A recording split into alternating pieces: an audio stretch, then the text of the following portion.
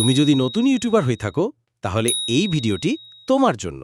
তুমি ইউটিউব শুরু করেছো কিংবা শুরু করতে চাচ্ছ, নিজের কন্টেন্ট বানাও আর আপলোড করো, কিন্তু ভিউ আসে না, সাবস্ক্রাইবার বাড়ে না, মনে হচ্ছে কেউ দেখেই না। তাহলে শোনো, এই অনুভূতিগুলো শুধু তোমার না, এটা প্রায় সবারই শুরু। প্রথম দিকে কন্টেন্ট বানাও, ঘন্টার পর ঘন্টা কাটাও এডিটিংয়ে, তারপর আপলোড করে দেখো 5টা ভিউ, 2টা লাইক, তাও হয়তো নিজের বন্ধু দিয়েছে। তখন মন খারাপ হয়ে যায়, মনে হয় আমি পারবো না। কিন্তু সত্যি কথা হচ্ছে, সবার শুরু এমনই।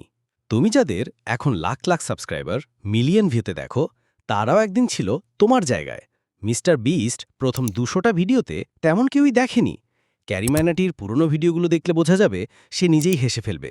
তারা থামেনি, হাল ছাড়েনি, আর সেখানেই লুকানো আছে সফলতার চাবি। নতুন ইউটিউবারদের সবচেয়ে বড় ভুল, অন্যকে কপি করা, কনসিস্টেন্ট না থাকা, কন্টেন্টের মান নিয়ে না ভাবা। ভিউয়ের পেছনে না ছুটে কন্টেন্টের পিছনে ছোট। কন্টেন্ট ভালো হলে দর্শক আসবেই, তুমি কেন পারবে না? তুমি যদি প্রতিদিন 1% ভালো হও, 1 মাসে 30% উন্নতি হবে। ধৈর্য, অধ্যাবসায় আর বিশ্বাস, এই 3টা তোমার সবচেয়ে বড় শক্তি।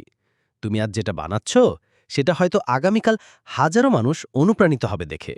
তাই কখনো থেমে যেও না, তোমার সফলতা অপেক্ষা করছে, শুধু তুমি হাল না ছাড়লে।